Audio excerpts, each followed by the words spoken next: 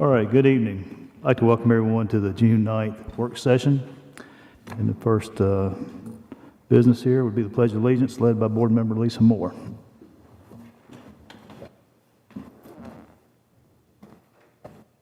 I pledge allegiance to the flag of the United States of America and to the republic for which it stands, one nation, under God, indivisible, with liberty and justice for all.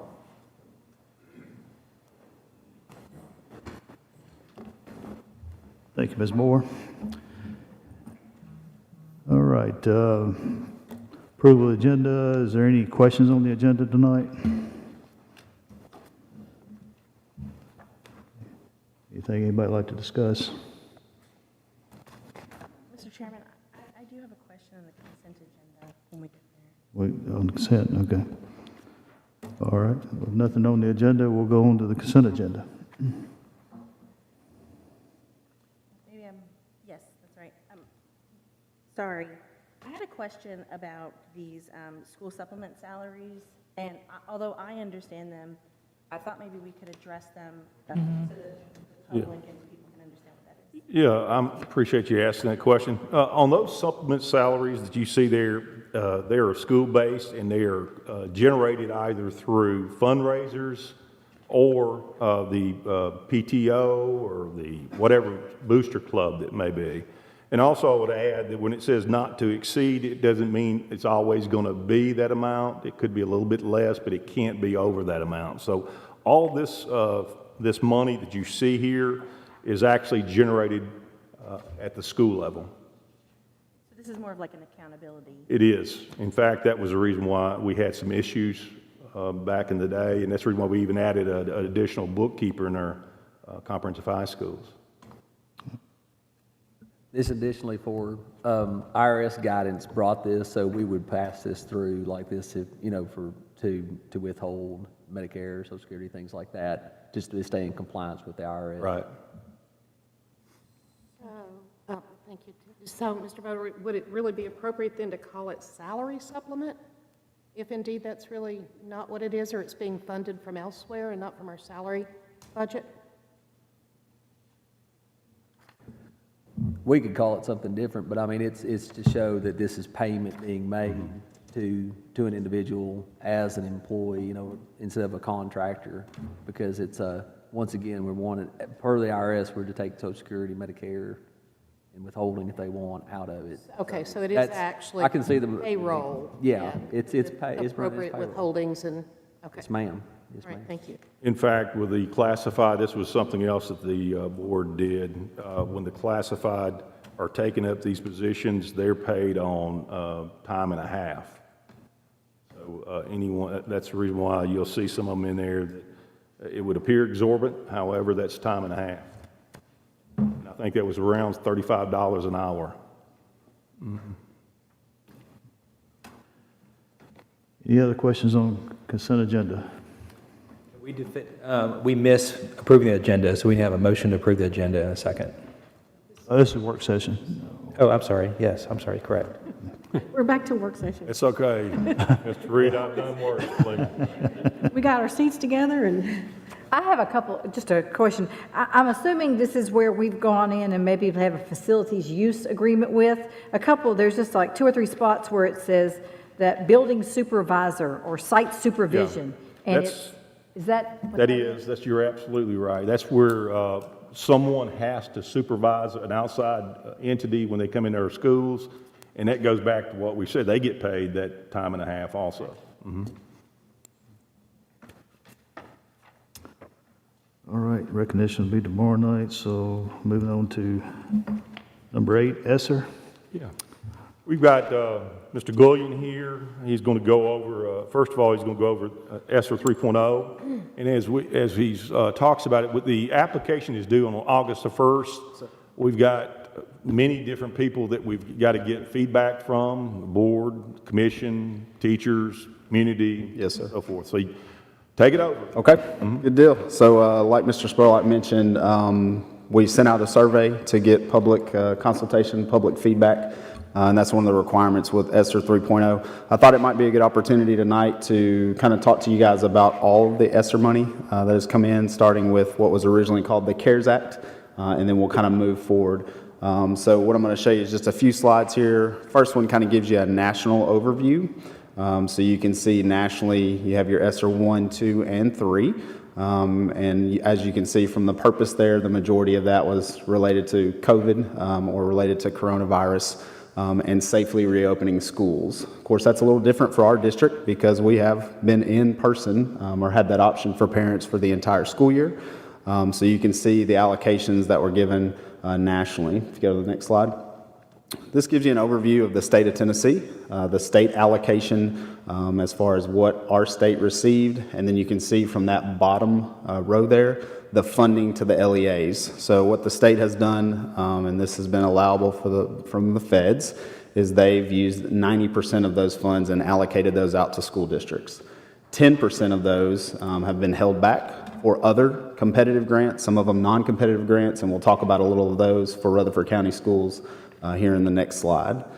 So as far as what it pertains or how it pertains to our school district, you can see here from ESSER 1, or what was known as CARES Act, all the way through ESSER 2, which was released just a few months ago, and then the upcoming ESSER 3.0 that Mr. Spurlock referenced. That application is due August 1st. It looks like right now we'll be able to spend those funds sometime around the 1st of September. But you can see those large allocations that we are fortunate to receive as a school district moving forward. Additional grants, those that I mentioned, that 10% holding back, you can see here we had a remote learning technology grant this year, also an LEA reopening grant, which was also almost $1 million combined. We had a summer learning camp, which we're in the midst of right now, and I'll kind of give you a breakdown of that here in just a second. And then we also have a transportation grant that has allowed us to provide 66 school buses for our K-8 students who are attending those summer learning camps right now. So this kind of gives you a timeline. All of those allocations combined for Rutherford County Schools sits us a little bit more than $73 million from the spring of 2020 all the way through the fall of 2024. And you can see here from ESSER 1.0 all the way to ESSER 3.0 what that looks like. As far as ESSER 1.0 is concerned, and what I've put in that stapled packet in front of you is more of a breakdown individually for ESSER 1.0 or the CARES Act, but you can see here where our funds were spent the majority of those funds were spent for ESSER 1.0, but that was almost $4.5 million for our school district. And as of right now, we have expended all of these funds for the school year. The timeline really was through the spring of 2022. And if you move to the next slide, ESSER 2, the deadline there is the spring of 23. And then ESSER 3.0, the deadline will be the spring of 24 as far as expending those funds. ESSER 2, just kind of give you a breakdown here. And again, there's a little bit more specifics in that packet that I gave you. Almost $19.5 million, but you can see where the costs are, where we put those funds for 2.0. We've just really began spending these funds. Like I mentioned, this will take us through the spring of 2023, but you can kind of see the breakdown there. And then the big thing that I wanted to talk to you guys about tonight was the summer learning camps and then also ESSER 3.0. So as mentioned, another grant that we were eligible for as a school district was the summer learning camps. And the state really views those in K4 and then 5 through 7 as far as those K8 camps. We felt like we needed to provide that opportunity for all K8 students, for families that were interested. And so we've taken a multi-step approach to selecting those students and providing that opportunity for over 6,000 students right now that are in our 14 sites. So we have 9 elementary sites and we have 5 middle school sites. You can see the breakdown there as far as that allocation. The majority of these funds have gone to staffing. So we have teachers, we have educational assistants, we have site directors, we have nurses, we have bus drivers, we actually have bus aides, and we also have crossing guards and SROs. So it's taken a lot of coordination amongst a lot of folks within the instruction department and also our other departments to pull this off. But we feel like we've given a very quality experience of 4 weeks of learning for these students. Might I add on the SROs, I think, how many were provided by the Sheriff's Department, funded by the Sheriff's Department, those SROs? Currently, we're going to have 3, and they're going to be in zones that they'll be funded. And along with that, we'll also have, in the budget for this, we'll have some crossing guards as well. Yes, sir. So the last couple of pieces of information here pertain to ESSER 3.0. Really what we kind of kicked off last night. And in the last 24 hours, we've had over 4,000 responses. So I'm excited about that, to get that feedback. And I'll show you here on the next slide here in just a second the buckets of funds. But the last page of that stapled information gives you an idea of what is allowable for ESSER 3.0. And so just to kind of give you an idea, and that'll help you, and it'll help anyone. It's available, it's public on the Tennessee Department of Education. It will help them when deciding what they feel strongly about and what they feel not so strongly about. So our allocation there is $43.7 million. As Mr. Spurlock mentioned, that application is due to the state August 1st, but it's much more in depth than ESSER 1 and ESSER 2 has been. So you can see the requirements here. We will be responsible as a district to complete a health and safety plan. Last school year around this time, we completed what was called a continuous learning plan. So this is very similar to that. Again, a little different for us because we've been in person or had that option for the school year. But that health and safety plan will be something that will be posted on our website and will be public. There's also a public-facing ESSER plan, which is pretty in-depth, that we'll be completing as a school district. Also will be public. There's also a spending plan that goes along with this, so that once we get that feedback and we're able to complete that needs assessment, we can see which areas our school district needs to utilize this funding. Talked about that meaningful public consultation. Not only did Mr. Evans send this out in various formats for our families, but we're also targeting very specific groups. So we're targeting disability rights organizations, we're targeting civil rights organizations, we're targeting community members. So we're trying to be specific to make sure we get that targeted feedback from our community. We'll talk probably later in the agenda tonight about an additional position that we're wishing to fund really with ESSER 2.0, because along with ESSER 3.0 will come a lot of data reporting. So there will be monthly reporting that will be required from our district to the State Department. There will be auditing that will be completed. And then this person will also be working with, obviously, various departments across our school district as we utilize these funds. Then the last slide here, again, just is really an overview of that last page, that stapled information that you have in front of you, which it does give you those focus areas that we're looking at. These are also the areas that are listed in that survey. But you'll notice, and I just want to highlight that top one there, that 20% of this funding, which is about $8.7 million of that 43.7, will be required to address learning loss. So that'll be something that we will have to target, and that is a requirement for these funds. And the emphasis, the minimum, that will be much more than that spent. Thank you. Yes, sir. So as you mentioned, 20% just the minimum. We can spend obviously more than that, but that is the minimum there. Questions about ESSER 1, 2, or 3?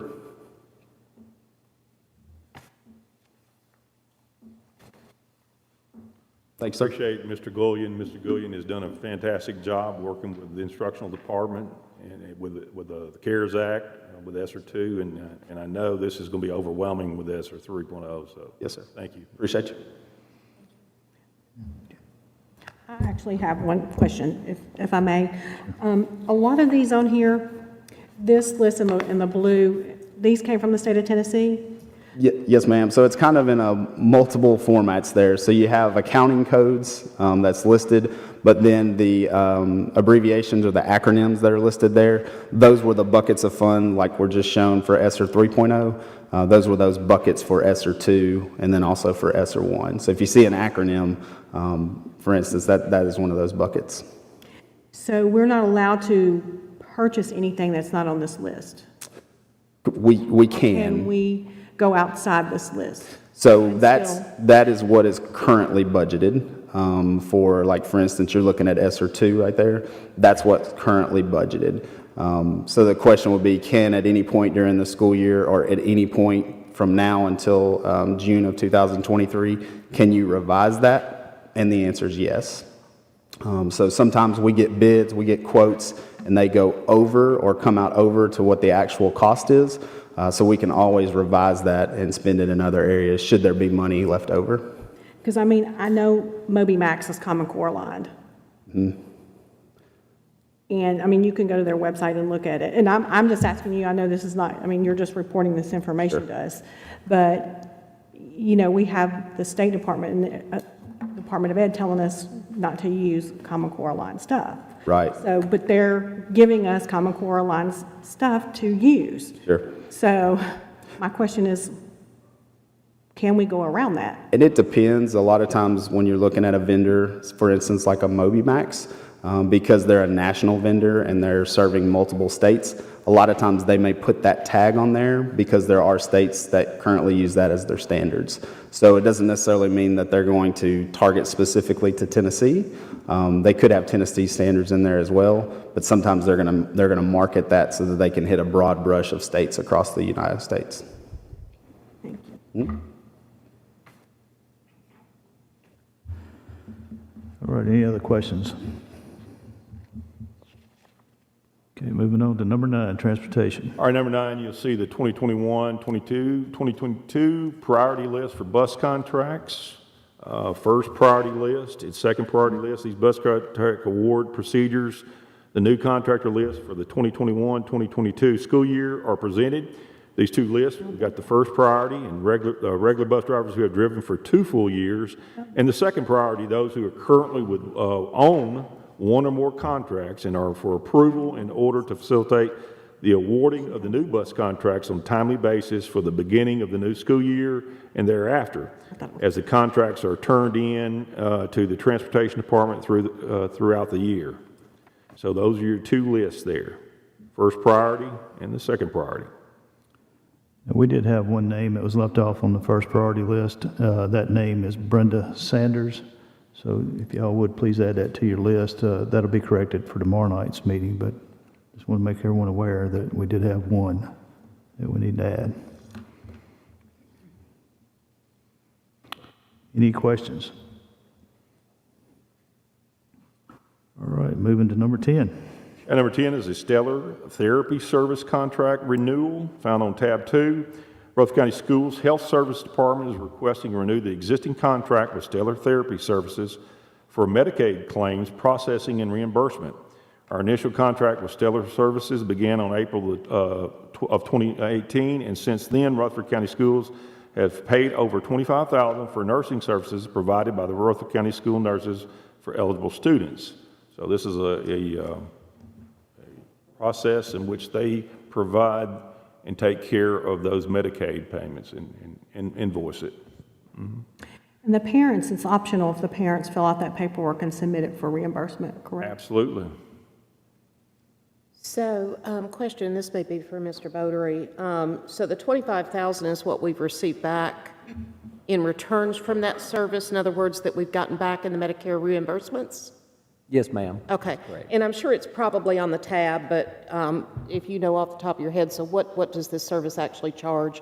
What's our exposure as far as what we're paying them? I looked at that not too long ago, and it has slipped my mind. I apologize. Is it on the I'll look tab? through it and. It's on the tab. Thank you. Oh, okay, so they get a percentage. Thank you, Ms. Winters, I appreciate that. So, okay. So can we, I'm sorry, can we look at asking the parents to submit that, more of them to submit that, making that? I mean, we can provide that service, absolutely. I mean, just like free and reduced lunch forms. I mean, I think that should We be, can ask, but. yeah. Can't tell, Force yeah, them, right. It sounds like there's been a pretty good participation. Would that be correct? We send the authorization of consent form home with every procedure order, medication, authorization form, whether the nurses have no idea whether they're Medicaid students or not, so just across the board, and the parent returns it, great, if not, great, and so with that. Another question. So Medicaid, what about the children that are covered under Take Care? Are we talking the same thing? Okay, okay. Very good, thank you, because I know there's quite a few of them, so. Thanks. I think that it's not a contract, that agreement is in there that kind of spells out what all they do. They're independent, they don't work for us. Any other questions? Okay, moving on to number 11. All right, number 11 is the Imagine Reading, found on tab 3. The ESL department is requesting approval to enter into a purchase contract with Imagine Learning for Imagine Reading program. Imagine Reading is research-based literacy curriculum that includes online component designed to help students develop and strengthen language and literacy skills necessary to fully participate in academic settings and to prepare for college and career readiness. The purchase agreement contract is for the 2021-2022 school year in the amount of $37,500, and it will be funded through Title III funds.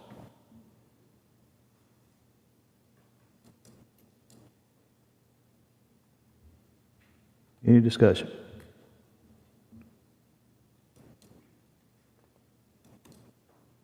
Okay. Hearing no discussion, we'll go to number 12. Dr. Andy, how many currently do we have certified teachers? 3,700? All right. This next program, Professional Development Software Management System Renewal, and found on tab 4, Rutherford County School District requires teachers to earn a minimum of 6 hours professional development per year. Performance Matter, a PowerSchool product, provides a data management system to track, record, and house professional development course offerings. All Rutherford County teachers will have access to their professional development transcripts for license renewal and advancement.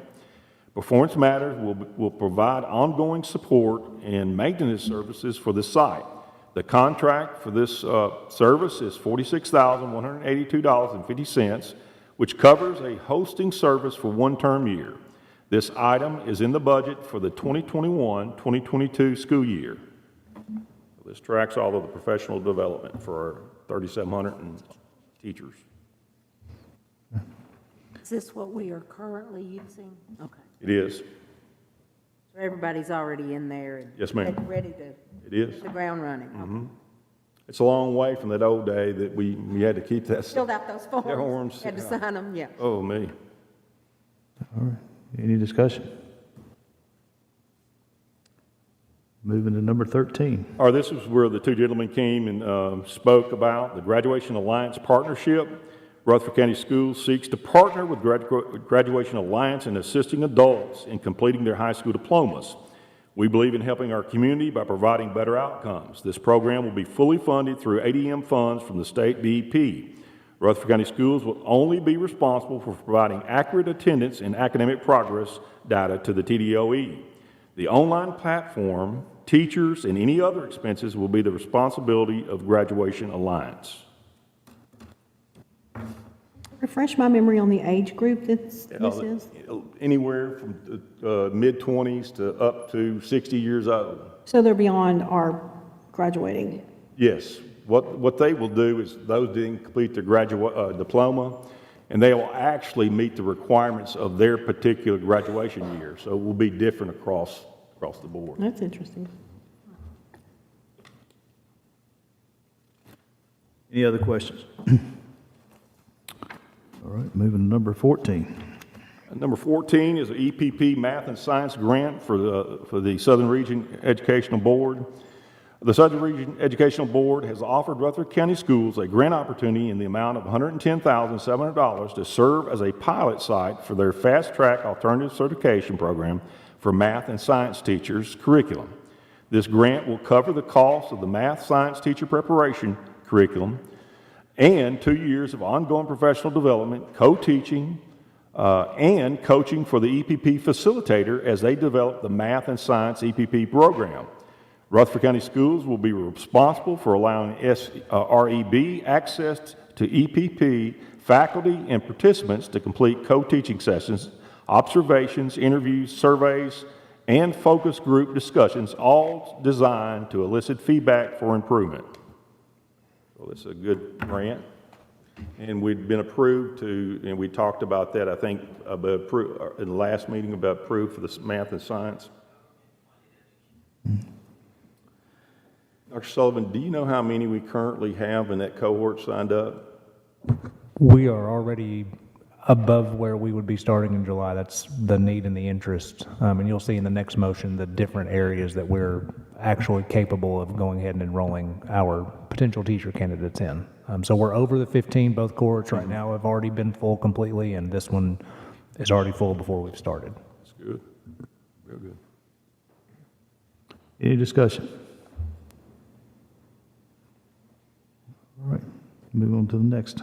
All right, Carly Perkins Basic Grant, Carly Perkins Career and Technical Education Act of 2018, known as Perkins 5, is presented for approval for the funding period July 1, 2021 through June 30th of 2022. The grant is for $694,131.15. The Carly Perkins Basic Grant provides funding for program improvement, travel, and staff development for our career and technical education teachers. We missed this one. I have a question on that. This one. I think we did. Again, probably for Mr. Bodery. And that's an amazing grant. That is a huge amount of money, $750,000 almost. And I get the breakdown here of how it's going to be spent for career and technical, because I think that's what Perkins is intended for. But is there any more, can we get any more of a drill down, breakdown as to when you look at these categories, exactly what that money is going to be spent on more specifically than just these broad categories? You want Tyra to? Yeah, we can get it. I mean, that's not a big deal. It doesn't have to happen Yeah. tonight, but I'd love to see Yeah, we more could get it. detail on it. Yeah, we can do it. You want to speak? You want to speak on it? Sure. I didn't see you back there, Tom. Yeah, well, I didn't see her coming either.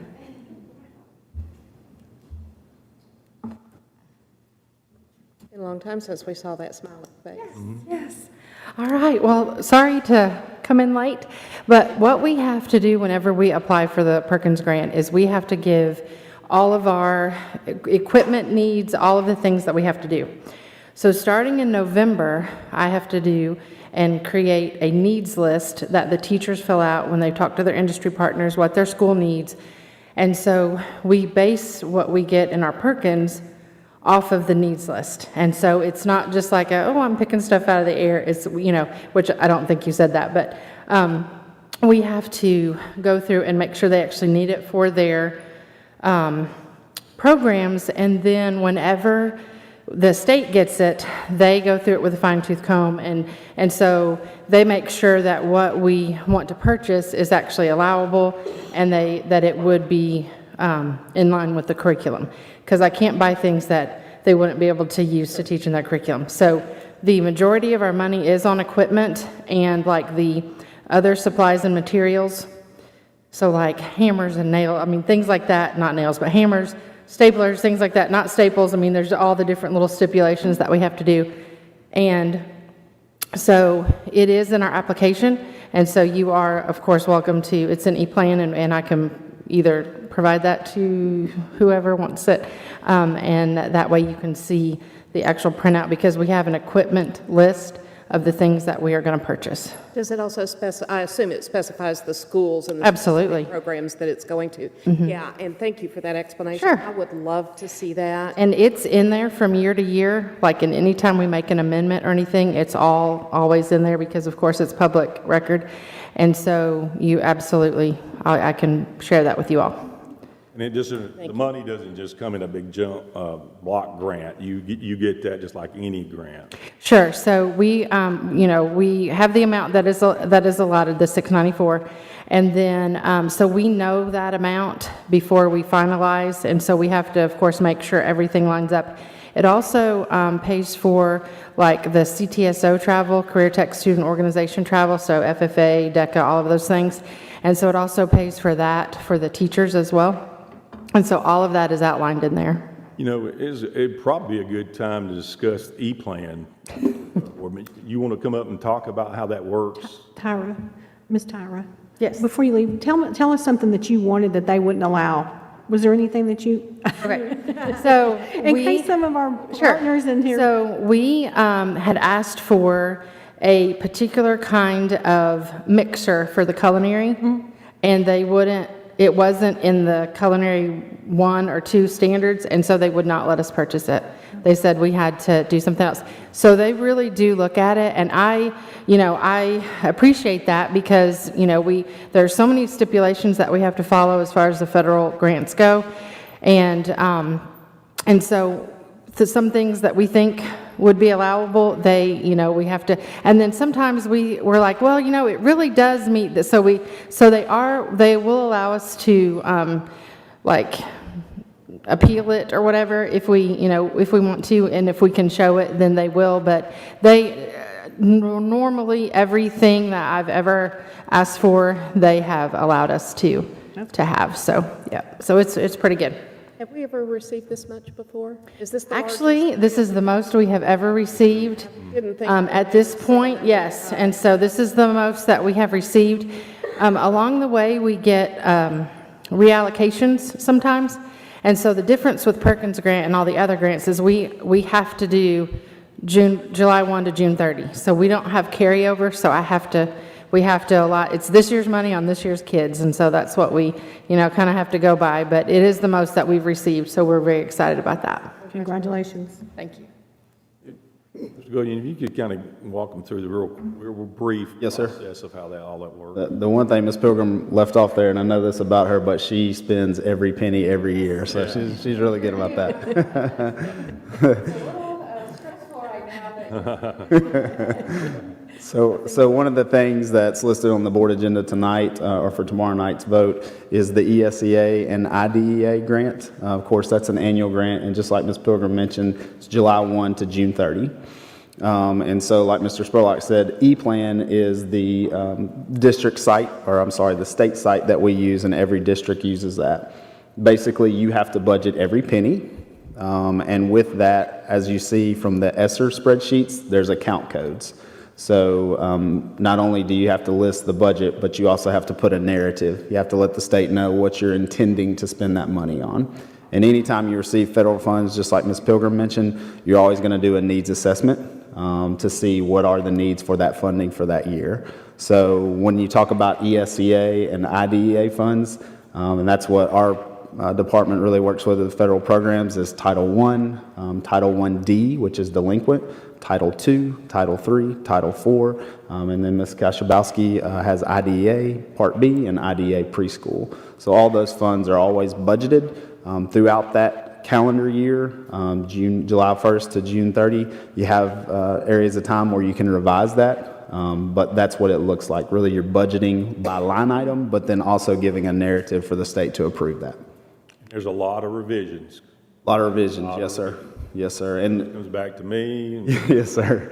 And there's always a workflow of how those revisions are done, because typically it'll go through about 5 or 6 people's eyes at the State Department. Mr. Spurlock approves those as well as our fiscal department. So a lot of eyes are looking at those and approving them before they're able to be spent. Thank you, Mr. Goodyear. Any other questions?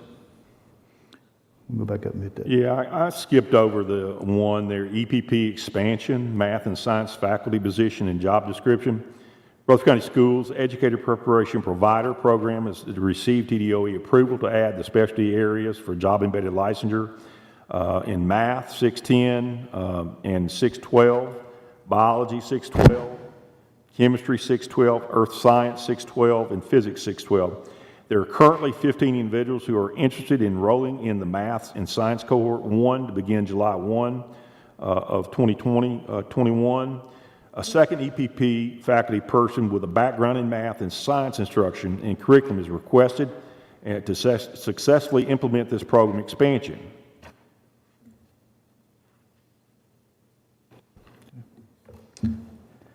Any questions? Yes. What's the pay on that position? It would be, That's actually going to be a regular teaching position, whatever that 200-day person's contract. credentials are, 200-day contract.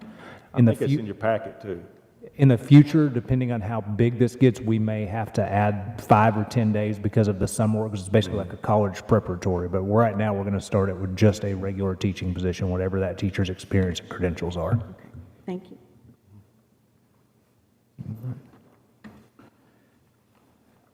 Anything else?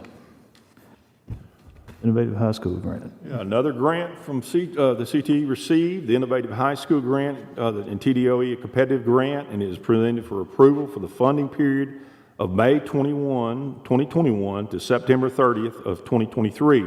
The grant is for $1,044,125.37.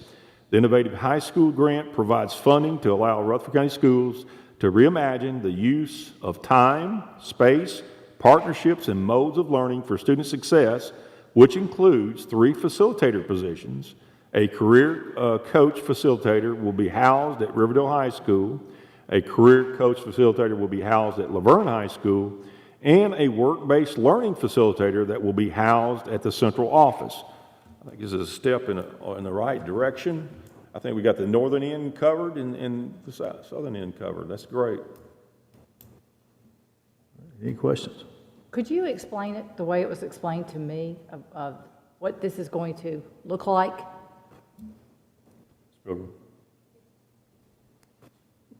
Because I know you made it, you got it where I could understand, but it is a good thing, and I just, We are very excited about this one. It was a competitive grant, and there was a lot of competition out there. So we weren't sure that, we were going to get it, but we were really hoping, and we got it. So this grant will allow us to, at those 2 schools, for the career coach facilitator, that person will be meeting with every senior, coming up with a career plan, which could include college, but it's a plan, so that's only one part of the plan. And so they will be meeting with each student, and then, we're going to shoot for all seniors, then possibly juniors. They are also going to be working with our industry partners as far as getting them jobs, showing them. So let's say we have a kid that's interested in advanced manufacturing. That person is working with the work-based learning facilitator, and the chamber is going to have a person that is going to be hired for them that's going to be working with this person, and then finding job shadows and like the connections to the business partners to where the kids can see what it's like to do that actual job. Another part of this is there is going to be the American Job Center has also, so it's all partnerships, all these partnerships. So the American Job Center is going to have a person that will work with within Rutherford County Schools, 2 days at Laverne, 3 days at Riverdale, then 3 days at Laverne, 2 days at Riverdale. It's going to be like a half, one person to be over both schools. But that person will also help with all of the paperwork as far as what the kids need to do to get jobs, what they can see, how, and then we're also going to be able to use our WIOA partner to help with the, scrubs or boots or tool belt, like whatever they would need to be able to do some of these jobs. So it is truly innovative that it is pulling all of those agencies together in the same, for the same end goal. And so they had never heard of anything like this before, and so they kept praising us on the innovation, I guess the word that I keep using, of this. And so it is a 2-year, it's the period of a little over 2 years, and so it is really exciting about what we can do for those kids and the things that we can get set in place to where, it'll be just a normal thing for the kids to be able to do. And, also the parents, bringing them into this. And so the career coach will look at the U-Science, they'll look at their ACT scores, they'll look at the Aspire, the things whenever they're coming to middle school. I mean, they're going to look at all of those things with the student and then see what they have the most aptitude for. So we're really excited about this. So first time forever that we've the state has actually put some teeth into careers. Yes. So I applaud them for that, but I will say that this should be expanded. One of the things I think as we think back of where we started, and this is a process that took place starting in, I think it was 2012. Mm-hmm. Yes, sir. We've been working with this for a long time. So we've got to look at how do we repurpose positions like counselors and make them into career facilitators or career counselors. And that's going to be, that's something we're going to, as Rutherford County Schools, as you look into, into the future, that's where we really have to make inroads. We did, I think, back in maybe 2010, 2011, somewhere in that time, we put graduation coaches. Yes, sir. Guys, that is so far removed from what anyone's doing anymore. So I'm not advocating anyone to lose their job, but what I'm saying is we've got to look how we're doing this, because a career, as we talked about before, lasts a lifetime. And I want to talk to you tomorrow because I had a board member come to me, and there's someone in town that would like for our students to look at doing some work. Wonderful. We will take all the connections we can get. Yes, ma'am. If I may, do we have internships with any of these partners? Is that something that we're still doing or we want to do? So part of work-based learning is partly what we would all know as the old co-op. So when we're showing our age a little bit, when we were on high school, it was co-op. Now it is work-based learning because it encompasses internships, apprenticeships, paid work, unpaid work, and so it is the umbrella of all of those things. So what the position we've had before, and still with work-based learning, we want those kids in a paid position. So I appreciate internships, I appreciate apprenticeships, but I want the kids to get paid. Well, sure. And so it's taking all of the learning that they have and in the classroom, because work-based learning is a credit-bearing class.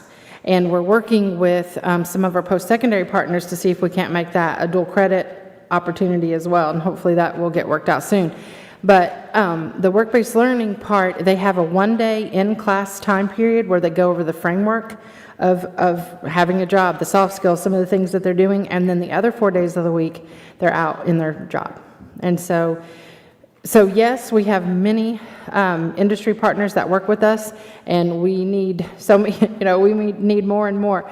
And we want it to be where they are calling us before they post anything, because they know our kids are good. And what we have found out in all of our industry council meetings that we have is that employers need workers, and they need the captive audience that we can give them in a high school, because you've got 400 or more seniors in every class, and what an audience to get them in front of interview skills and, just some of the work ethic things, showing up on time, all of those things that we try to teach them.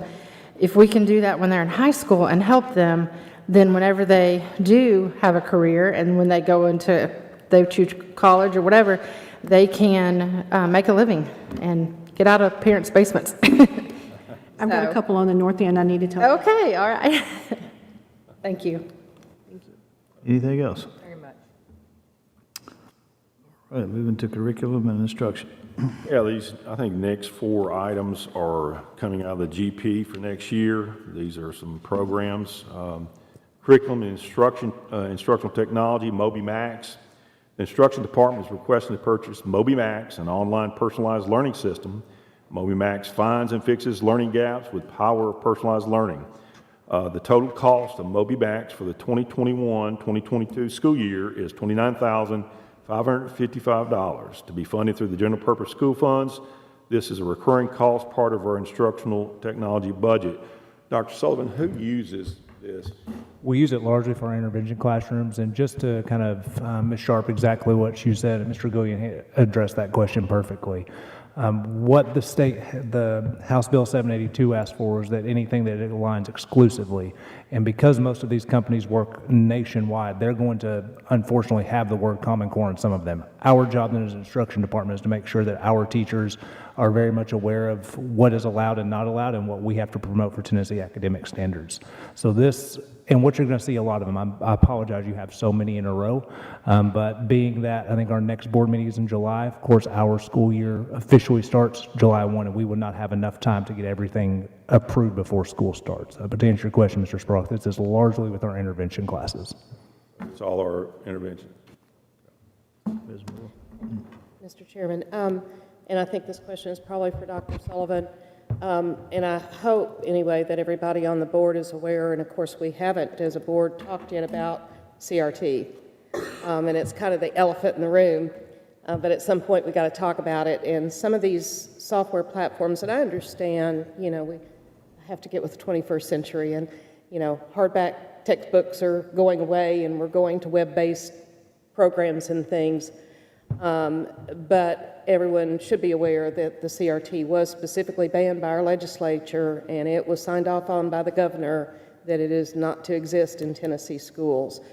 So my question for you, because, and I'll preface this by telling you, I went online and researched one of these last night, and it is absolutely riddled with critical race theory, which defines, in my opinion, and that's the Nearpod. So, and that's the most expensive one we've got on the list. That's one of the reasons why I looked at it first. So can you kind of walk us through what processes and steps you and your staff take to, I guess, for lack of a better word, vet these programs to ensure that some of this, and I'm just going to put it real bluntly, garbage is not being put in front of our students? Right. What the biggest step for our department has to be is that just about every one of these sites has some curriculum component.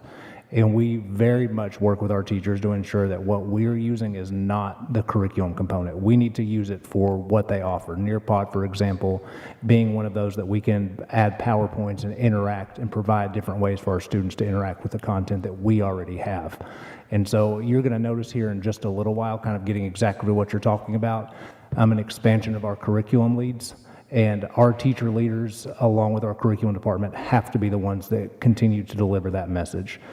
These are our standards that we teach in Tennessee, and we have to stay away and avoid any topics that are not to be taught or that are controversial in nature that are not to be taught. And so our instruction department has to lead that conversation with our own department, with our principals. We actually have training next week with principals. We have another one in July to discuss just curriculum and instruction. It is just curriculum issues to discuss exactly some of these topics. We then start with our instructional coaches about 3 days later in July, and then we have our teacher leaders that will start on July 22nd as well to cover this material. But the biggest thing for us, again, is to not use the curriculum. That was one of our biggest issues that we had with KIDM, is that we asked KIDM not to include their curriculum, but then you find that there's still ways that our teachers can go in and search, whether it's Teachers Pay Teachers or whatever it is, that they can find access to it. And when we become aware of those, we have to go through and work with our software team and find ways to minimize access to that, basically. I appreciate that. Yeah, and one of my concerns is, too, you know, as I look through some of the reviews and things that were posted about the critical race theory and some of the letters that went back to the governor from teachers and administrators that were actually pushing back and saying, no, this does need to be in our schools. There were a couple people from Rutherford County Schools. So not pointing fingers, but, you know, it's like, so my question would be, for instance, one of the things that I pulled up on there last night was it's a specific category talking about racism, and you open it up and there's links for Facebook videos. So just question, and I appreciate the fact that we're doing that training with our teachers and the administrators and the principals, but let's say I'm a history teacher out in one of our middle schools, and I'm on Nearpod, and I stumble across that Facebook video because it was very easy to locate. If I can locate it, anybody can, trust me. What's to keep me from showing that to my class if I'm really into this? I want to teach my class about this. Ultimately, it would be just like any, you have professional ethics as an educator to follow what is set forth by the state of Tennessee. Sure. And if a teacher, an educator, or principal, or classified staff, whoever goes forth and promotes things that are not allowed in this state, then that ultimately is a violation of your ethics as an educator. And then that's a conversation we have to have internally with that educator that does that, because that is not something as a district that we're promoting in whatsoever. Thank you. I will follow up, but we've in our meetings with our principals, we've already went over that. Dr. Anthony, myself, and Dr. Sullivan in our meetings. And once again, our textbooks are published directly to California, New York, larger states.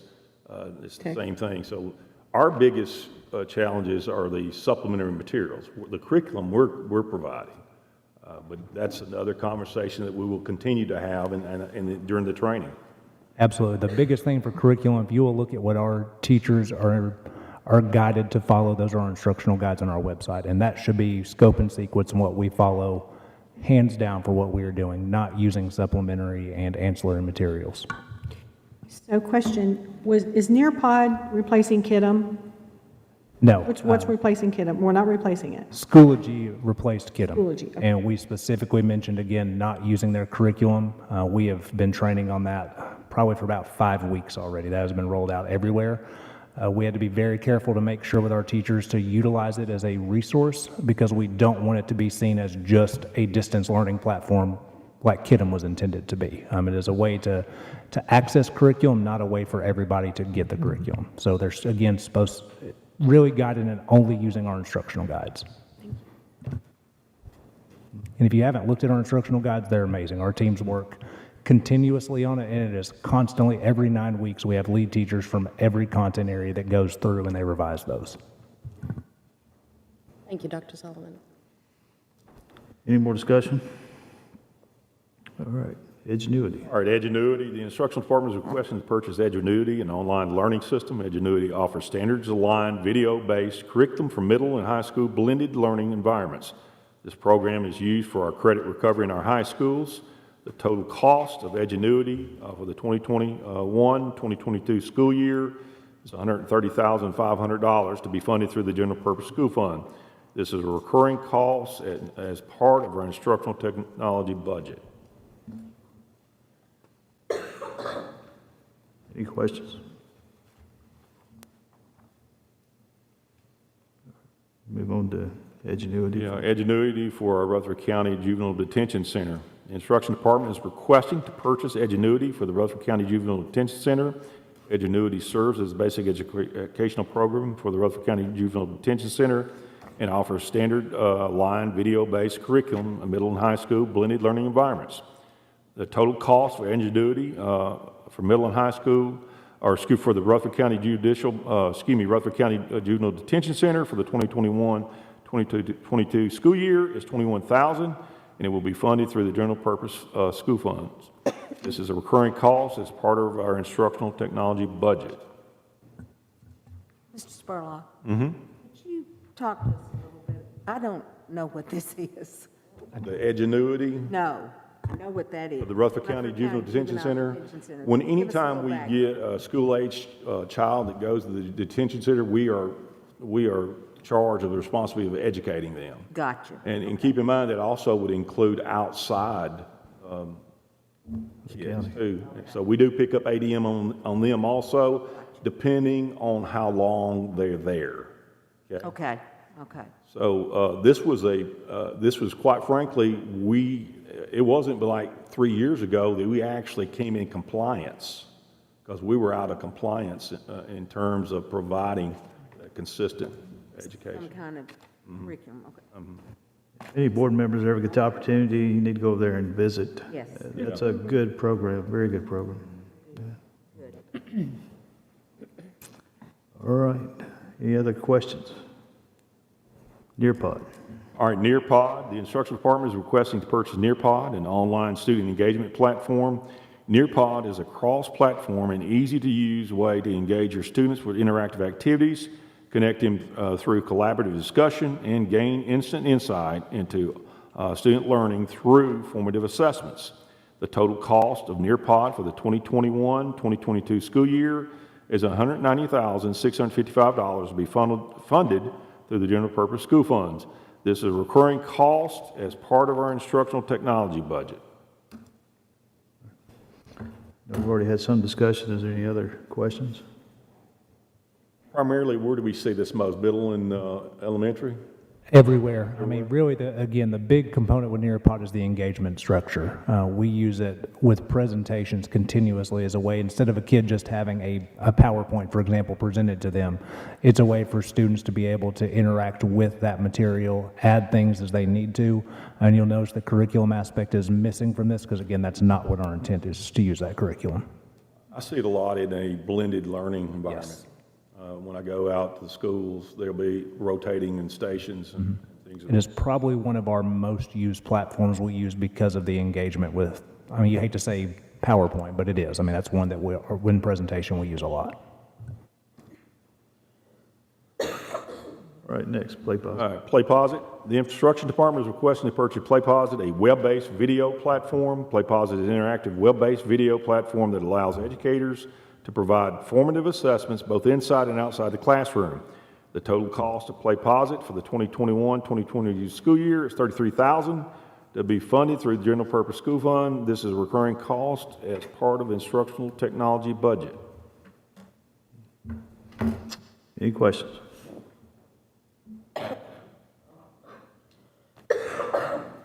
All right.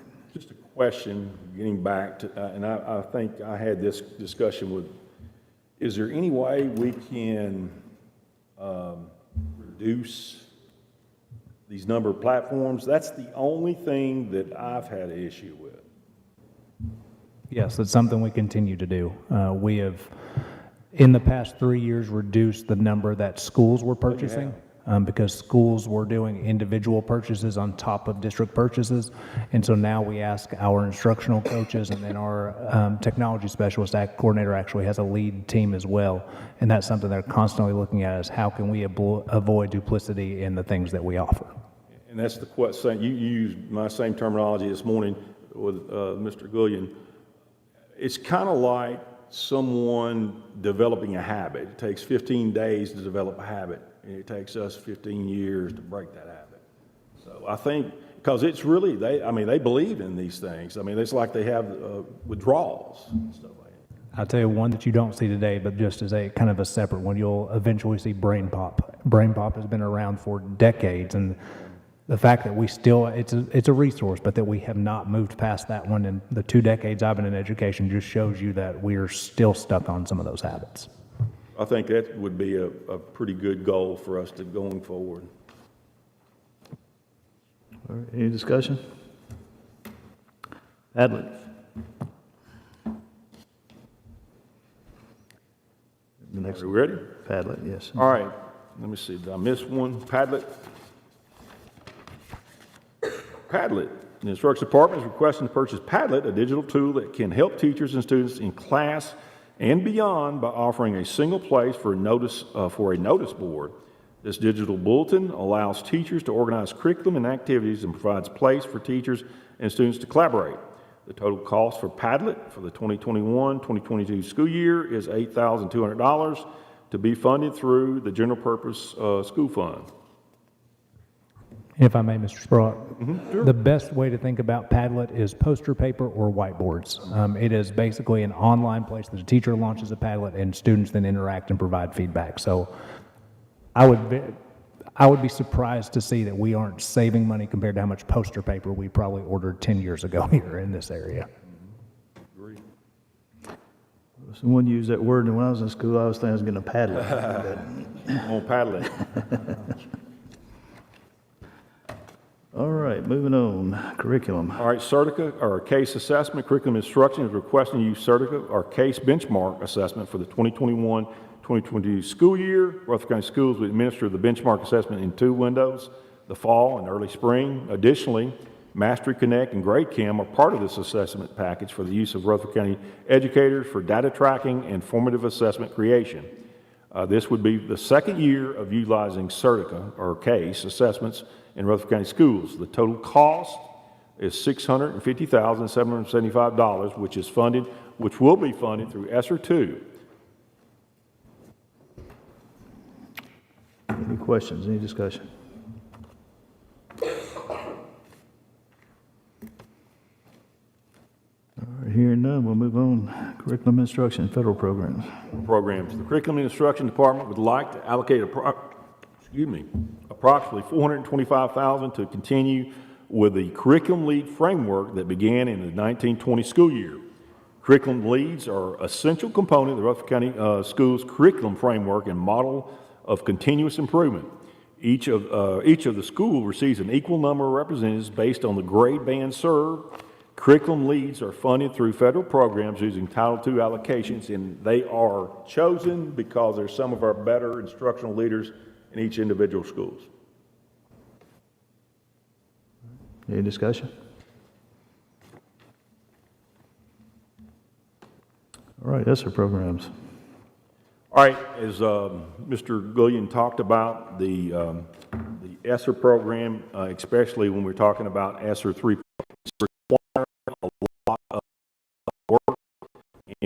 And quite frankly, in every webinar that we've had, every online meeting we've had, the first thing that came out of the director's, the commissioner's mouth was, you're going to need a lot of help to address all these requirements, especially for 3.0. So the Curriculum and Instruction Department is requesting to fund ESSER programs grant manager. This position will be funded through ESSER 2.0 for the 2021-22 school year due to the timeline for approving ESSER 3.0, and will move to ESSER 3.0 for the subsequent years as needed. This position is needed to address monitoring, auditing, student performance requirements, and ESSER grant funds. As we go through some of these right here, these will go away in 3 years with ESSER 3. We have no plan on keeping the position on the grant. Now, we will target individuals to apply for this position if approved, probably near retirement. Am I correct on that? So we, unlike some local school systems, we're not going to bring forward 10 positions funded out of an ESSER grant and not knowing how we're going to pay for it going forward. So this will be 3-4 years, however. I think the fall of 2024 is the last drawdown, right? Okay. Any discussion? All right. Assessment accountability. All right, once again, with the addition, we've currently got 50 schools, including our virtual school, and Plainview, I guess, will be our 50, is it 51 now? 50? We had, because we combined Laverne primary, that's right, you're right. Curriculum Instruction Department is requesting to fund accountability and assessment specialists. We currently only have one here. This position will be funded through ESSER 2.0 for the 2021-22 school year, and will help assist with monitoring, collecting, and interpreting state and local assessments throughout the school year. This position will work closely with the coordinator of assessment and accountability. Long term, this is one that we probably will need to look at after 3 years and assess whether we need to keep it or not. We're talking about the amount of tests there and the amount of data that's being, I just applaud Mr. Whittington for the job that he's currently doing. And so this may be one that we'll have to assess 3 years from now. Any questions? What will this position cost? When we're looking at a specialist position, just based on salary, again, they all run off of a teacher's contract, and then with their admin index based on however many years of supervisory experience they have. Usually when we're looking at a specialist position with entire benefits, you're looking somewhere between 70, 90,000, depending on where they are.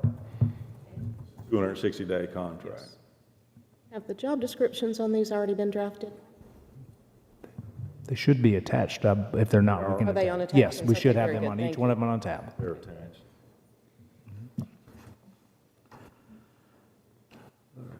Moving on, learning loss supervisor. Yeah, the learning loss supervisor, this is one that we will be giving up in 3 years. Pending ESSER 3.0 funding approval, curriculum instruction requests to fund a learning loss supervisor. This individual will be responsible for all aspects of Tennessee Department of Education's learning loss programs, including summer camps, summer school, stream, after-school tutoring, and other programs yet to be determined. Once again, as we looked at ESSER 3, the minimum is 20%. We'll go over that. Quite frankly, they want us to hit somewhere around 48%, close to 50. This will be allow instructional department right now, just with the summer programs, are stretched. Just with the summer program, so we got to get ready for next year. And by the way, next year we'll have, there will be tutoring throughout the school year too, and then we'll end up having another camp and the stream camp next summer. So this one will allow, goes back to personnel, this will allow someone to, once again, we would target someone close to the end of their career with the understanding after the end of 3 years, the position would go away. Any discussion? All right, Federal Programs Administrative Assistant. All right, Federal Programs Administrative Assistant. The Curriculum and Instruction Department is revising the job description for Federal Programs Administrative Assistant. This position will continue to be funded with the Consolidated Administration Funds for 2021-2022. The revised description includes the new requirements of ESSER grant funds. We're repurposing here, basically, and adding something to their job description. Any questions? Moving on to number 15, legal. All right, legal, found on tab 6, Smyrna Parks Recreation yearly lease renewal. Smyrna Parks and Recreation currently leases 35 acres behind Smyrna Elementary School. The current lease is set to expire on August the 31st of 2021. However, the lease allows Smyrna to request a 1-year extension. The city has made the request, which, if approved, would extend the expiration date to August 31, 2022. I'm assuming that's where they do all their rec, soccer, and stuff like that. It's right? it's the field behind the school, and the city uses it mostly for softball and baseball it's practice softball and fields. baseball. And part of the deal is they take care of it. Gotcha. They mow it and keep it all cleaned up. Any questions? Okay, campus school agreement. All right, the campus school agreement, MTSU has updated the agreement between Rutherford County Schools and MTSU regarding campus school. The new agreement incorporates past amendments to the original 2006 agreement, and Dr. King collaborated with MTSU on updating the admission policy to better mirror Rutherford County Schools' other choice schools. This agreement will be effective for 5 years. I have a question about this. I actually attended it, campus school, and it's always been one of our schools that's been very attractive to our parents, but it's not a magnet school. And with this one, it says here, updating admission policy better mirror RCS's other choice schools. So what does that mean exactly? Good question, Because a lot, I know in the last couple of years, I've had friends whose I didn't get in, and I don't even know what their admissions policy is. See, this was something that was desperately overdue, was updating this MOU. Our old admissions policy was based on the date that you applied and your birthday. And so it really had nothing to do, there was no deadline. If you applied later on in the year, you'd be put on a waiting list. If there was a spot, then you got in at that time. So this will instead mirror us with our other deadlines we have at our other choice schools. That's the biggest step, is there's really not necessarily you have to score a certain level. They won't be testing to get. No, Okay. it is strictly an application and to bring our timelines in line with everywhere else. Okay, thank you. And you can read the contract. The president of the university has the right to place whomever they may want. Gotcha. Any other discussion? How many students do we have there? About 240 roughly. I have a question. I don't know, because I know in the past and kind of back in the day with campus school that campus school was really kind of a training ground for budding new teachers over at MTSU. And when you look at least from what I understand, the way the teaching graduate numbers have plummeted, how are we handling that? I mean, do we even have enough student teachers to cover the needs that we used to Not have even over there? close. No, ma'am, not even close. Close. Not even close. Because we've, in the past, I mean, we've used student teachers in other schools too, not just campus, but that was a big focus, one of the reasons why it was called campus school. Yeah, one of the things that they do is bring them in earlier.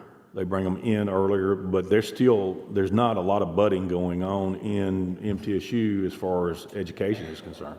There were many years every teacher at campus school would have one or two, and you now can go, and there are multiple teachers who have the entire year without one period. Sad. If we read that agreement, it's a little bit lopsided. Yes, it is.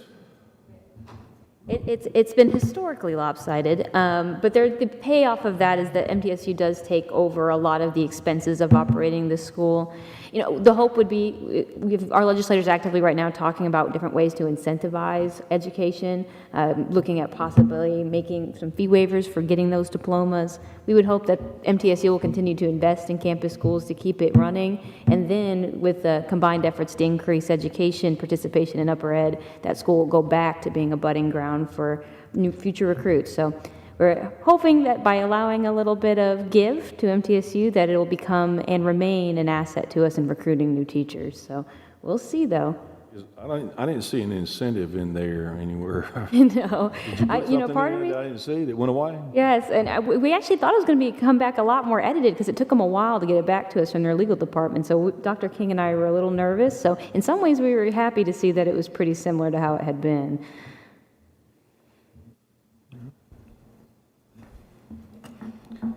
All right, number 3. All right, Rethink Forward, Inc., charter school application status. And As the board will remember, we had an application for a charter school from Rethink Forward. That application was determined to be incomplete. Since that time, we had a letter from the state indicating there was some, that the application form itself may have caused some confusion or was not clear with respect to some of the information it was requesting. So they've asked us to reconsider that application again. If the board's inclined to do it, it's up to the board to decide what to do on this. If the board is inclined to do it, we will have to request a waiver from the state with respect to the timeframes. We have to review the application and proceed to process the application at that time. So you've got a possible motion, which I've given you tonight, which would be to request a waiver from the state as to the application and to proceed to process the application in accordance with the waiver. So question, Mr. Reed.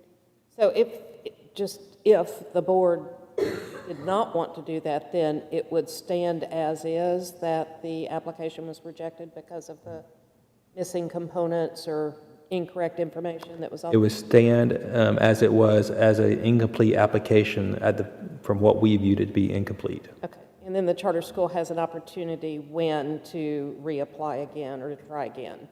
Well, Another school year, or? Would they not have the opportunity to appeal it to the, They would not have the opportunity to appeal, but they could reapply in February. Our interpretation of the application would be that they wouldn't be able to because they'd have to get 2 years of data from their school that they're opening in Nashville. However, we do anticipate the commissioner is going to update the application by the February date, so we won't know. Theoretically, they should be able to apply in February. Yes. Could I ask if anyone wants to speak, maybe Dr. Sullivan or maybe Ms. Bratton, about some of the, I don't want to put anybody on the spot, some of the concerns that have been with that application and some of the issues? Sure, I think when we look at it from curriculum and instruction, it is hard work, but it's work that I feel like we're called to do, and looking at what's best for our students. And Rethink may be what's best for our students. If we're going to take the approach that we need to review the application, then I would ask that our team be allowed to do that, to make a recommendation. We were pretty far along in the process. We would need to reconvene our team again to do a final rendering. I think it was more than just ask that what happens next. I believe there is some potential, like you discussed in your executive session, what happens if we do not act on anything else. And so that's also another possibility as well. Based on the feedback from the commissioner, I think we can see that intent as well. And looking at it from the respective of our team and looking at what our job is to do, yes, it takes our team's time away from our primary mission of instruction. However, our primary mission is to make sure that we're doing what's best for our students for tomorrow's opportunities. And we need to at least be able to give an opinion on that. That's my own personal opinion, though. But there were many concerns that were brought forward in the committee that you had. Correct. We have concerns for sure. one of the things we had looked at doing was working with the Rethink team, if we were to get the new review process, to see if they could supplement some of those areas where we needed numbers that needed to be updated to reflect Rutherford County numbers. So there's some space there too, where at least some of those issues we'd like Rethink to be able to provide some additional information on. So there's an opportunity there for us to get to work together, get to know each other, and get that information supplemented. To add on to that exactly, a perfect example is curriculum. They mentioned in the application continuously a viable curriculum. That's not necessarily required to show what a viable curriculum is, so that was one of our concerns. It may be great, but we don't have any viewpoint of what that is to make a determination, is it high quality? So, one more question. So once again, just playing that what-if game, let's say the board did request the waiver, and the application was re-reviewed or whatever, they still, even if it was approved, they don't have time to open a school for the 2021-2022 school year, do they? It's going to be 2022.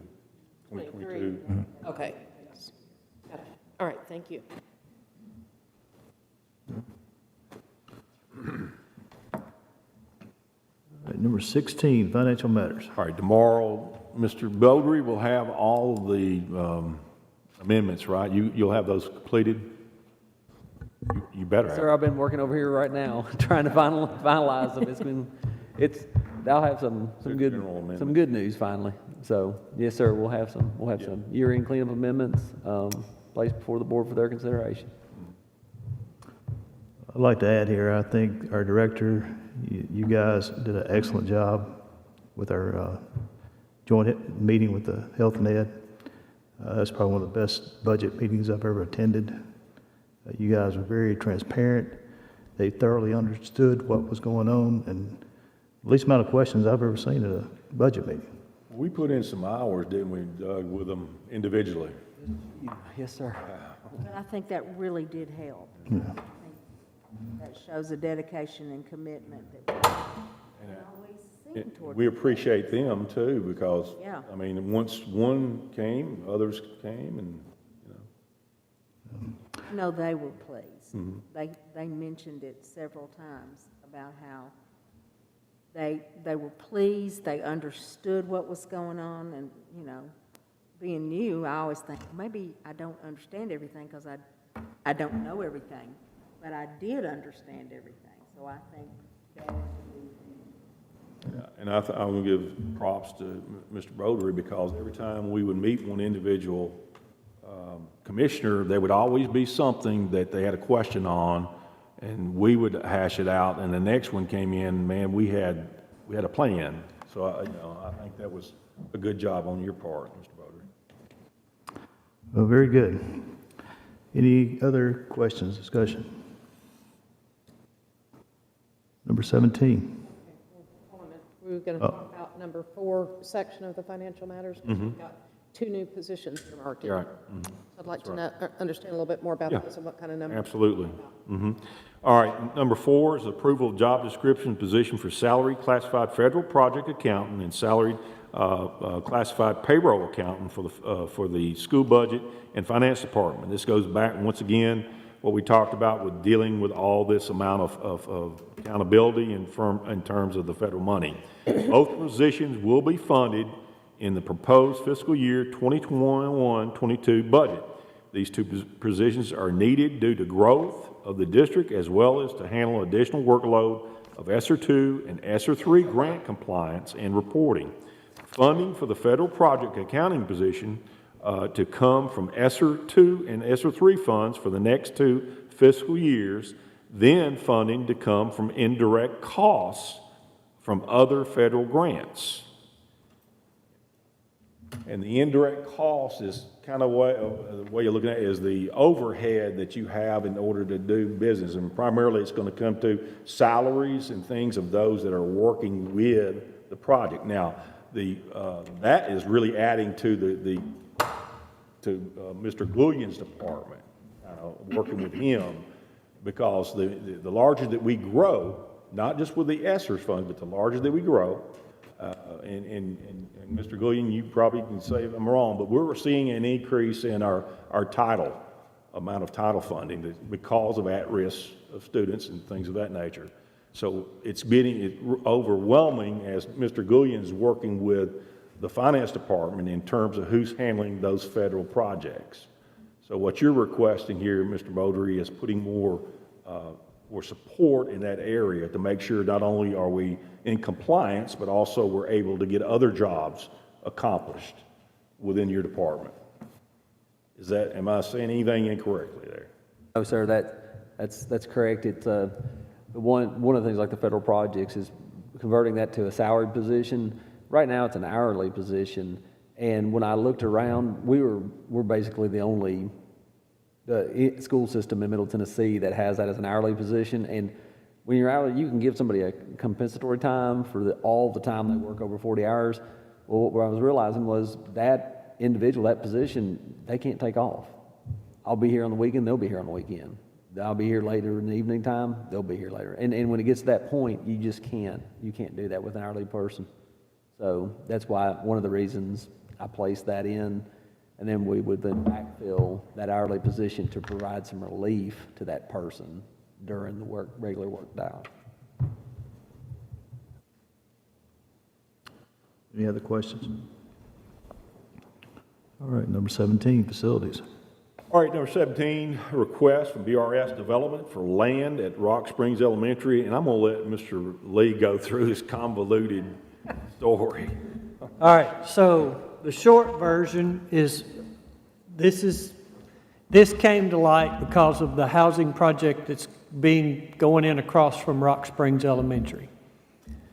Sometime back, 40s, 50s, when Waldron Road was redirected, the curve at Lake Road, it used to be worse than what it is now. It's hard to believe, but it was. And they worked on that intersection, and when they did, J.T. Beatty owned the property that was on our side where our school is, and the McFarland's on the other side. When they changed that road, it left a triangle that was McFarland's on Beatty's side of the road and a triangle from Beatty on McFarland's side of the road. So the two guys swapped. Said, okay, I don't want, so they swapped, equaled up. When we bought the parcel of land for Rock Springs Elementary, it was not caught during the title transfer, but during this title transfer of the McFarland property, that small corner was never transferred to McFarland. So there's some unclarity whether J.T. Beatty, who's deceased and his estate has been settled for a number of years, still owns this sliver or if it's part of our property. Either way, to clear all this up, and I sent the information to Mr. Reed's office and they're going to look through it, and the bottom line is we don't need it, it's not ours. It very well could have never been transferred at all, and it's going to get into a legal mess. Either way, it's not of enough land to do anything for us, and if his office determines that there was something that wasn't, or it is, I'm okay with deeding it with the McFarland property across the road. Clear it up, get rid of it.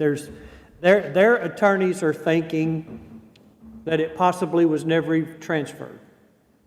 That's way beyond my pay grade, and I'd like to let Mr. Reed's office determine it. And if they determine it was transferred and it's ours, it's not enough land to worry. Going through the selling property, it's of no value really to us.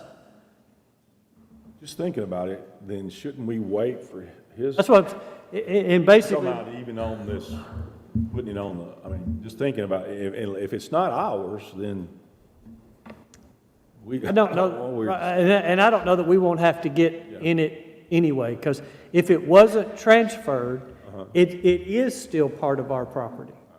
It's part of what. But if it was is ours. transferred. But if it.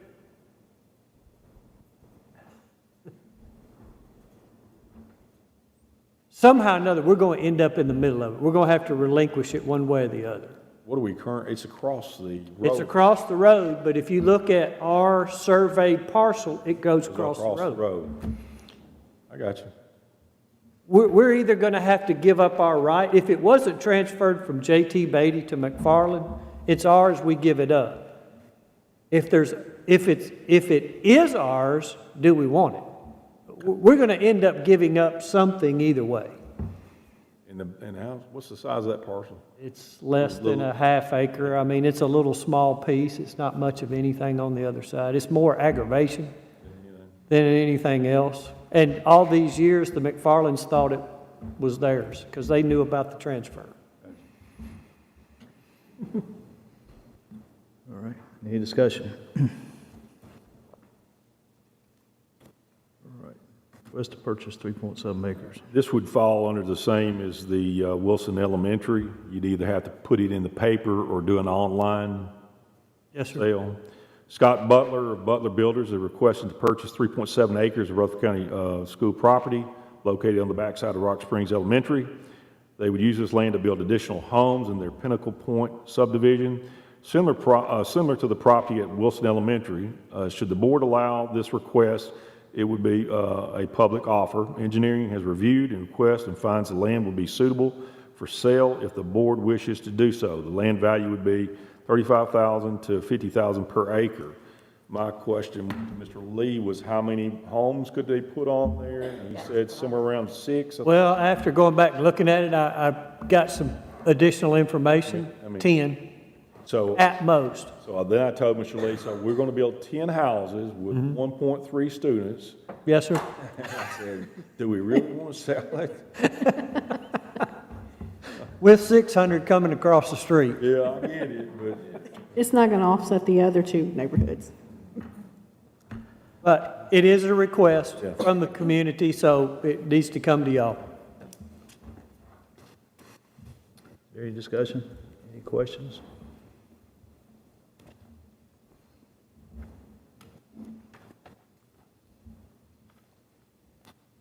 All right, playground.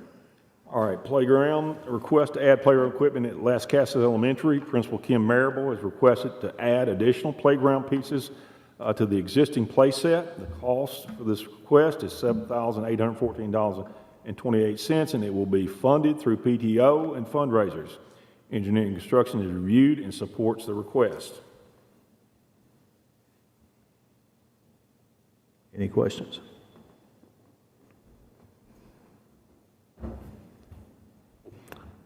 All right, moving on to place gym.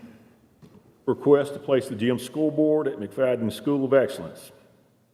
Principal Clark Blair has requested to replace the existing scoreboard with a new Fair Play scoreboard. The cost for the scoreboard is $5,710 and will be funded by Wilson Bank and Trust and other school funds. Engineering Construction has reviewed and approves the request at no cost to the board.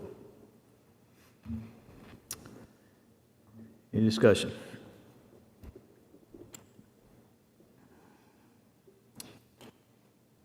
Number 18. Director of Schools Evaluation Instrument and Strategic Goals. The strategic goals will be ready, Mr. Evans, tomorrow. He's out, he's slipped out on us. He's, what we went through, and there's some revisions. He's got to make some small revisions on there, but he'll have that provided for you tomorrow. We did take out some of those goals that we made, and so we've added some additional goals, and it will reflect to 2023. Any questions, discussion? Mr. Chairman, briefly on the director's evaluation, I had an opportunity, and forgive me, I didn't bring it this evening. I'll have it tomorrow, but we were all forwarded manipulatable samples from the TSBA of a director's evaluation, a potential survey, as well as a board evaluation. We have a policy, actually, Ms. Page, maybe you can help me with this, where the board is to or will evaluate itself annually. So I thought that those pieces and what TSBA had provided, I think there were some really great questions. I didn't really see any in there that weren't applicable. I think they kind of dug down deep. So my recommendation would be that we would move forward with what the sample is that TSBA has provided us. I know that Ms. Moore had requested a survey at a previous meeting, and I talked with TSBA about that as well, and that's actually something that is done. And I might be mistaken, maybe Ms. Hopkins can help us with this, but TSBA may be able to help facilitate that, so it's not done here, but it's done through TSBA, and they'll tabulate those results and everything. So the survey will be anonymous for those who would be surveyed through that process to evaluate the director, arguably. So that's my input. I too have looked at this and ran it off because I have to do that because I'm a visual learner and I have to see it.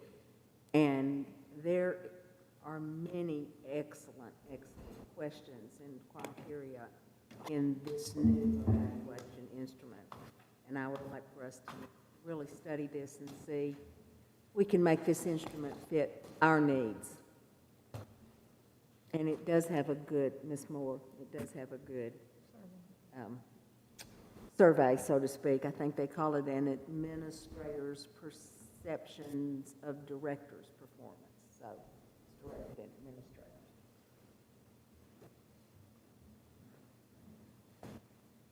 Any other discussion?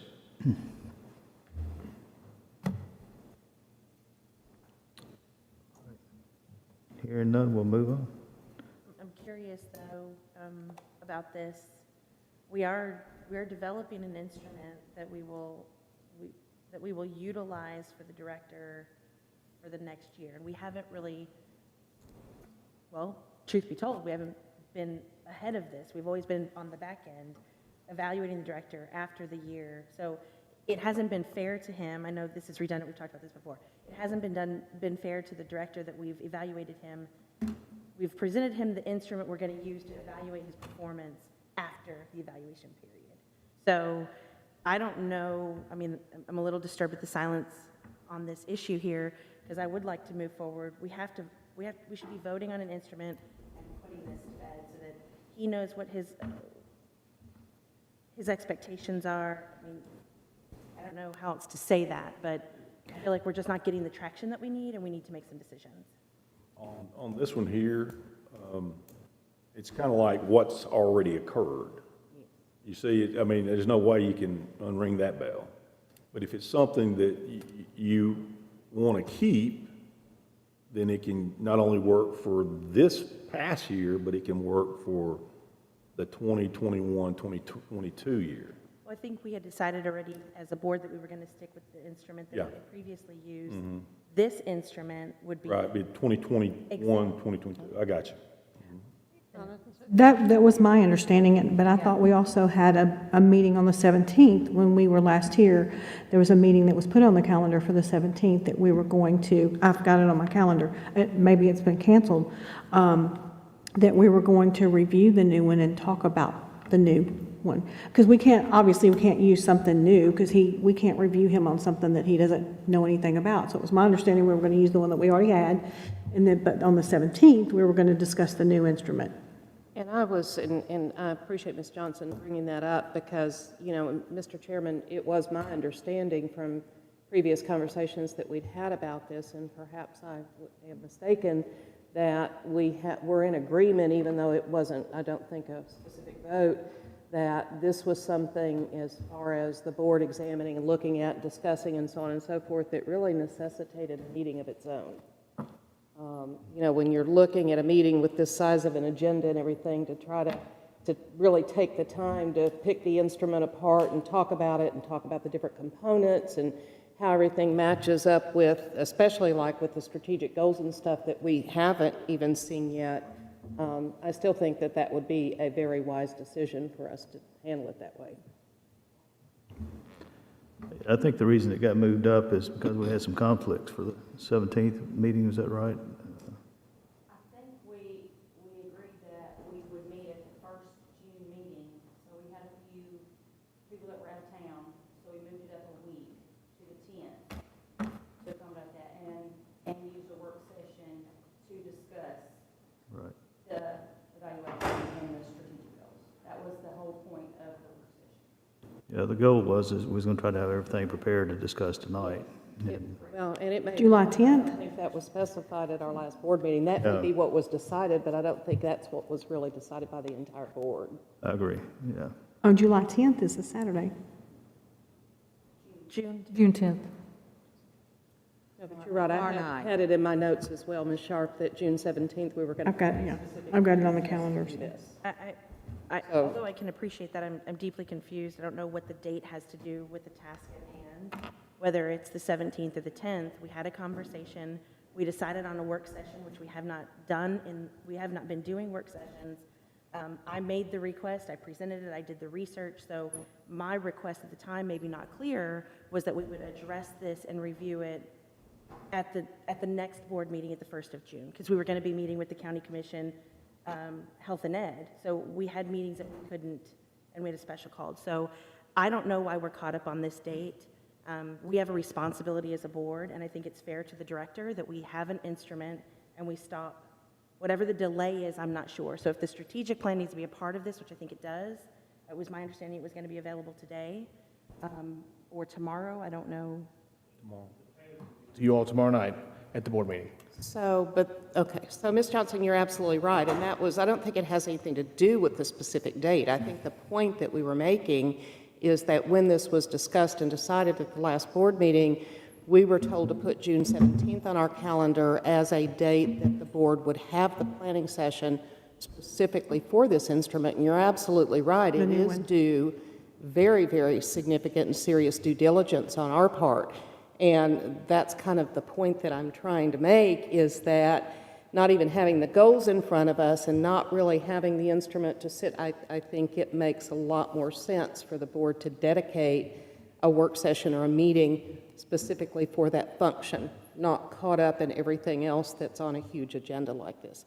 And that was the impression I walked away from that meeting with when we said tentatively, I believe, Mr. Chairman, that's what you said, tentatively put June the 17th on your calendar, and I can certainly go back and look at the board meeting, but that was my understanding walking away from it. And I do think that it does deserve serious attention, and I think it's difficult to do that in a meeting where we have all of these other items and things on the agenda.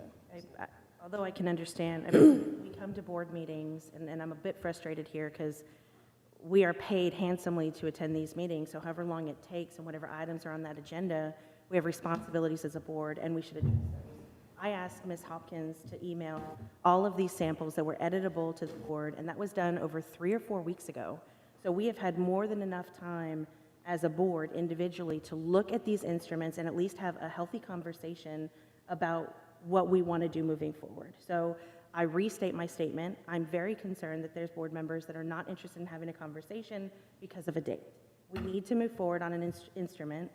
So then let's hammer that out at the next board meeting so that we can commit to a date, because this is becoming ridiculous. We just keep moving this to the next on a date. So the next board meeting is tomorrow, but we don't have the goals yet. Let me jump in here for a minute. Okay, I'm getting confused here. We're going to recreate one? Ms. Johnson, you spoke about making sure that the director had the knowledge of what they were going to be evaluated on. And he gets to put into that too, right? Yeah, right. Let me finish.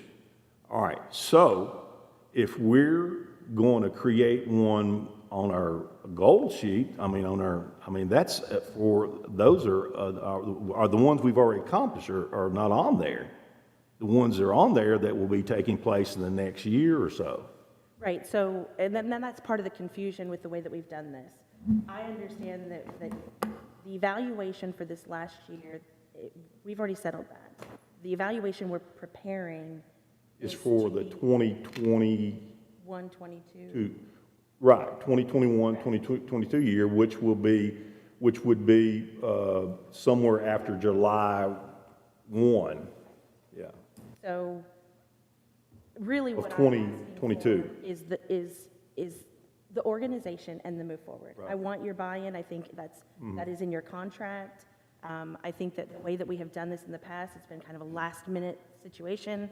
I want to prevent that, and I feel like we have either there's too much confusion and there's not the leadership that we need on this, but something has to move. Yeah. We need to make a decision. So what I'm saying is then, we're not creating something that has the goals in it for it to be evaluated for this past year. So I mean, you can meet in July to create, or August or September, or whenever you want to meet, we can meet to create that one, the 2021, 2022 school year. But in all fairness, if we're creating a new instrument for you, you need it from the very beginning. Right. Right. July 1. It's exactly right. It's not fair to you. Right. Oh, and by the way, we wanted you to do this, and we should have told you 3 months ago. That's not fair. But he also needs to have a chance to say, I want this component, or I don't want this, or something like that. And that's why we're asking for another meeting, and that's why there was another meeting set up. We are behind on reviewing for this school year that we were going to use with the existing instrument. That's already been determined. So what we're trying to do is get together as a board with Mr. Spurlock and put the instrument together for the next school year. So can we not call a meeting to do this? I mean, What we're asking. yeah. If we can find a date that everybody's available, that's been the problem here lately. We've So had, July, calendar looks like. And can we not do one?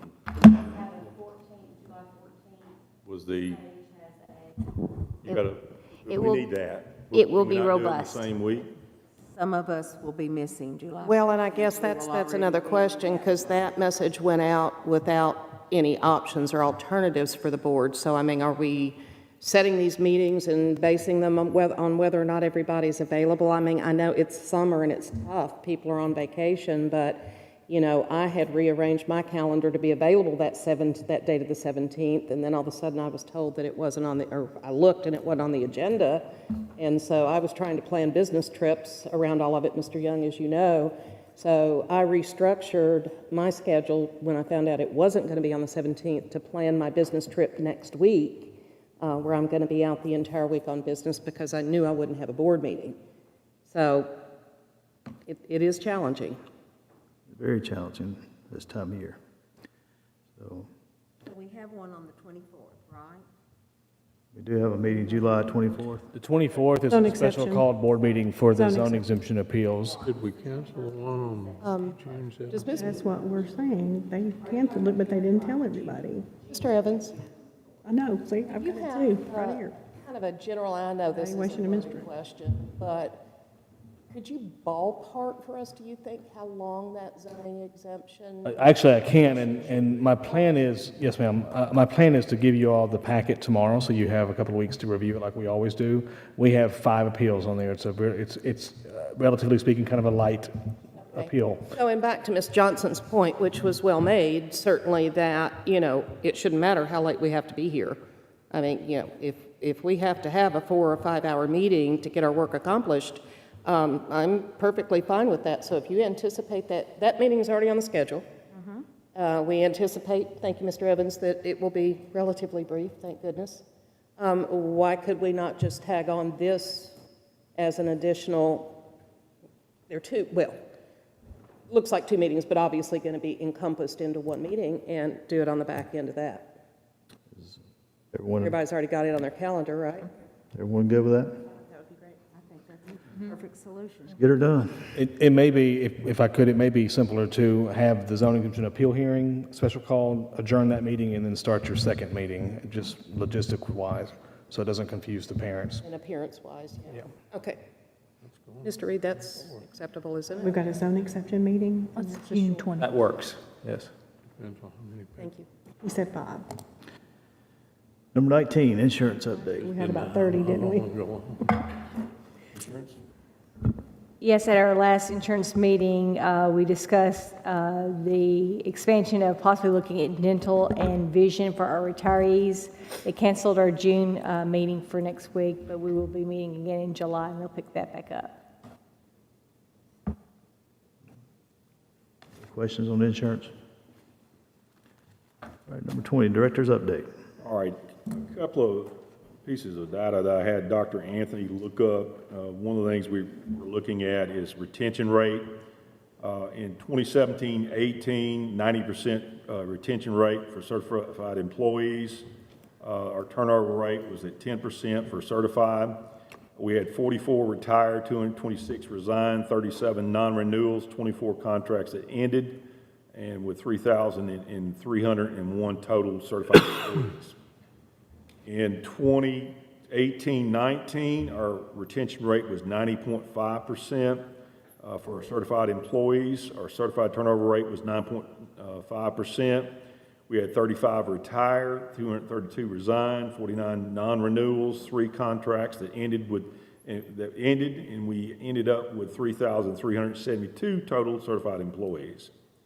In 2019-20, we had a 91% retention rate for certified employees. The turnover rate was 9% for certified employees.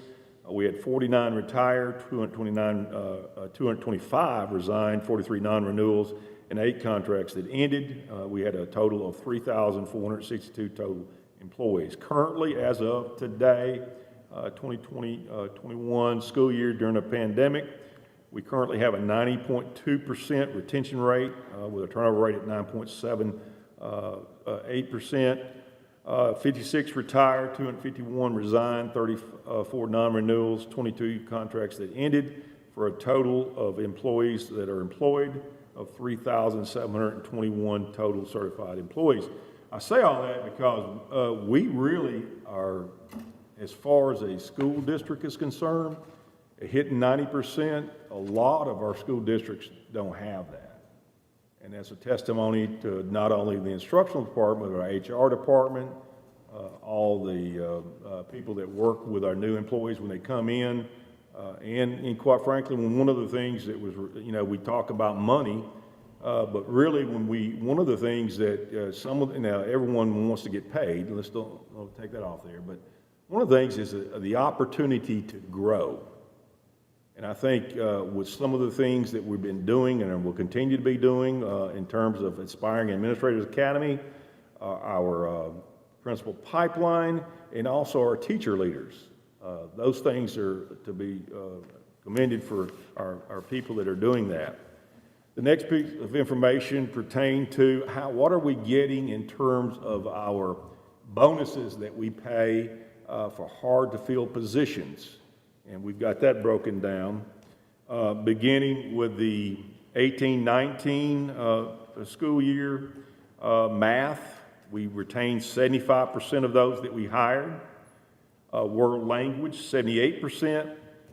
Science, this is 18-19, by the way. Science, 75%. ESL, 88%. 19-20, math was 76%. World language was 100%, science was 100%, and ESL was 89%. 2020-2021, in math, we had a 95% retention rate, world language 93%, ESL 79%, and in our other areas 89%. I say all that because the money that we're paying out, if we can hit a 70 or 75%, then we're getting a good return on our investment. So once again, applaud our HR department from all the things that they're doing in order to attract candidates. It's no secret that MTSU is not putting out. If we depend on MTSU to supply us with teachers, it's not going to occur. So kudos to thinking outside the box, HR. All right, number 21, TLN. Ms. Brad. No, I contacted 3 representatives, and then they all said they were resting. I'm sure they're glad of that. All right, 22, FRN. All right, general discussion.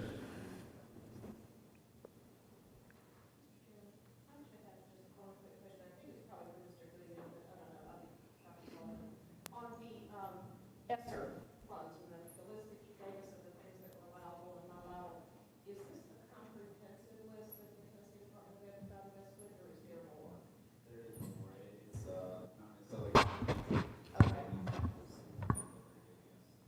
so these were just the categories that we identified that we might want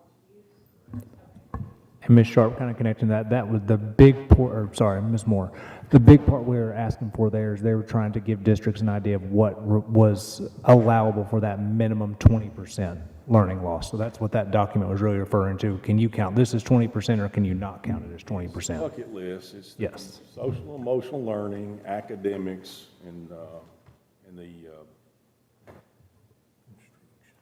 third main.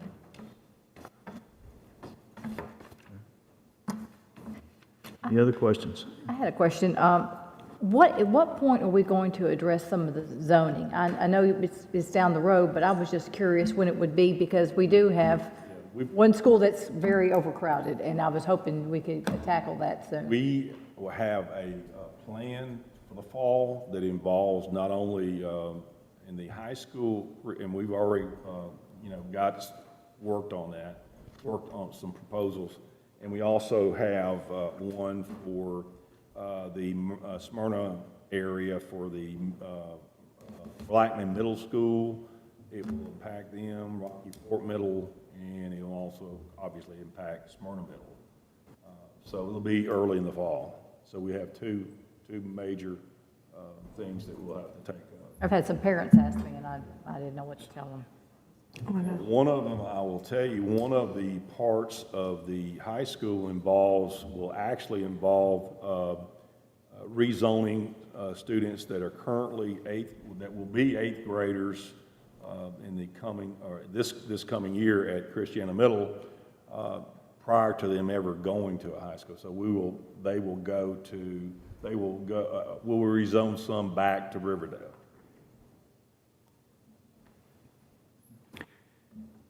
So, Mr. Spurlock, just wanted to let you know, I did speak with Mayor Cole and a couple of the aldermen about the subdivisions that are coming up on the north end, and how our schools already on the north end are overcrowded, and those that could be built on have already been built on. Laverne Middle it's a great facility, and it's probably going to be full by the time it's built. But I did ask several of them. I spoke with Commissioner Blair about some of those subdivisions coming in and having them a higher percentage of 55 and above, because we still get the tax money, but they don't put the strain on the system. We still get the funding from that property tax to the school system, but we're not adding additional students, because between those two subdivisions, we're going to probably, like I think was mentioned earlier, we're going to get about 2,000 students and maybe more. So,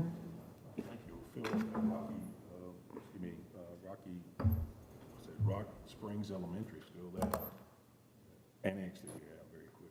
yeah. So that's something that everybody needs to think about. Everybody wants to move here and retire here. Let's just do some 55 and above and keep the strain off our school system. We have enough of that. Any other discussion? Our meeting's adjourned.